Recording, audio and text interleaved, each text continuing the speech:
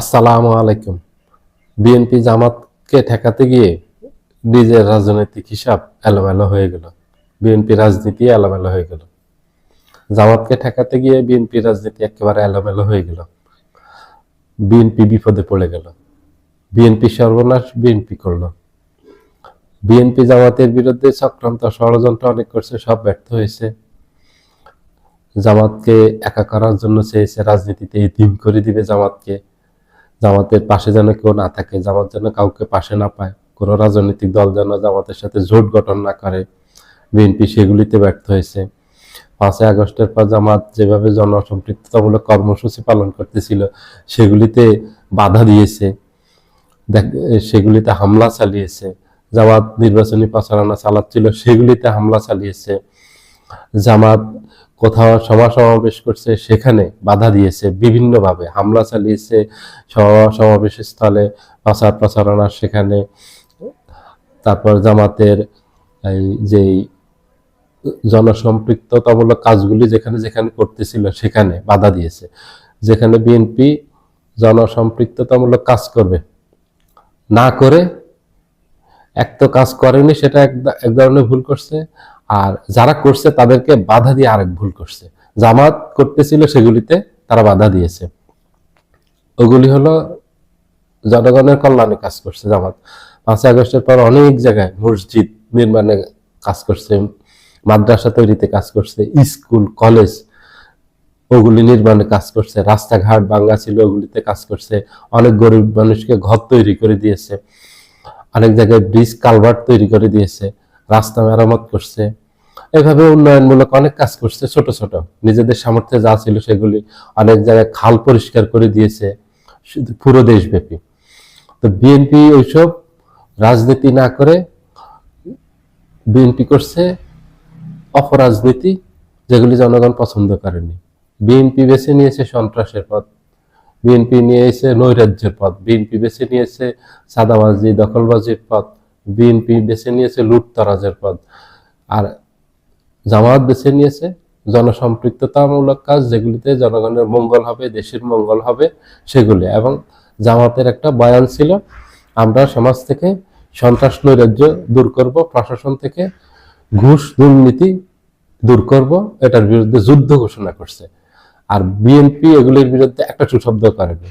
BNP কোথাও একটা বক্তব্য পাবেন না যে আমরা সন্ত্রাসের বিরুদ্ধে, সাদাবাজির বিরুদ্ধে, টেন্ডারবাজ দখলবাজির বিরুদ্ধে, লুটতরাজদের বিরুদ্ধে, আমরা ঘুষ দুর্নীতি যারা করে তাদের বিরুদ্ধে যুদ্ধ ঘোষণা করলাম।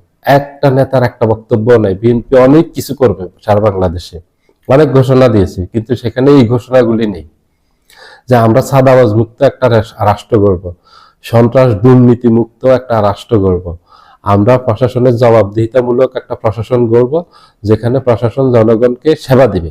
জনগণের প্রশাসনের কাজ হলো জনগণকে সেবা দেয়া, সেবার বিনিময়ে অর্থ নেয়া না, যেটা দুর্নীতি ঘুষ নেয়, এটা না।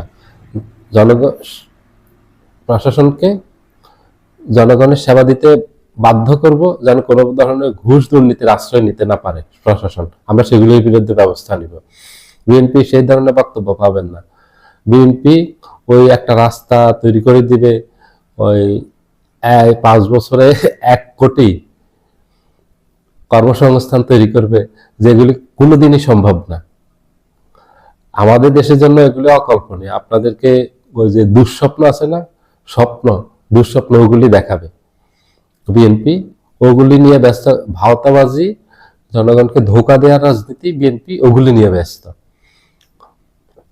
যার কারণে 5ই আগস্টের পর বিএনপির জনপ্রিয়তার ব্যাপক ধস নামছে, বিএনপির থেকে মানুষ মুখ ফিরিয়ে নিয়েছে। জনগণ যেটা চেয়েছে বিএনপি তার বিরুদ্ধে গিয়ে কাজ করেছে, জনমতের বিরুদ্ধে গিয়ে। আপনি রাজনীতি করতে হলে জনমতকে সম্মান করতে হবে।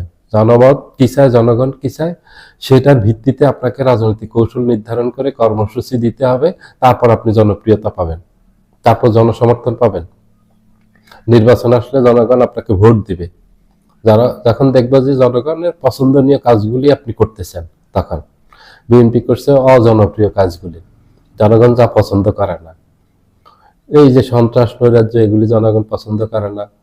আমাদের দেশে হলো, আমাদের দেশের সাথে ভারত এক হিসাবে যুদ্ধ ঘোষণা করছে, চরম শত্রুতা করে আসতেছে।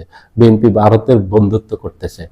তারেক জিয়া ভারতের সাথে মুচলেখা দিয়ে বাংলাদেশে আসছে রাজনীতি করতে। এটা গত কিছুদিনের এই আলোচিত বিষয়। এটা আমি কোনো গুজব ছড়াচ্ছি না, আমার কোনো বক্তব্য না। আমি যা বলতেছি এগুলি জনগণের বক্তব্য।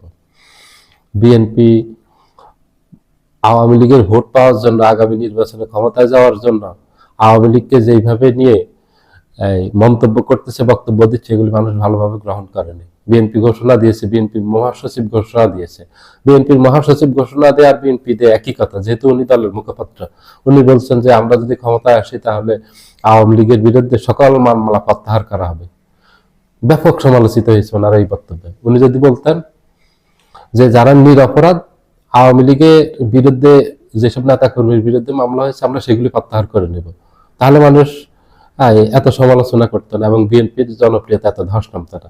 উনি সরাসরি বলছেন, এক কথায় শেষ, আওয়ামী লীগের বিরুদ্ধে যত ভোট যত মামলা হয়েছে সব আমরা ক্ষমতা আসলে প্রত্যাহার করব। আমাদেরকে সমর্থন দিবেন, আমাদেরকে ভোট দিবেন, ইনশাল্লাহ আমরা ক্ষমতাগুলো সব মামলা প্রত্যাহার করব।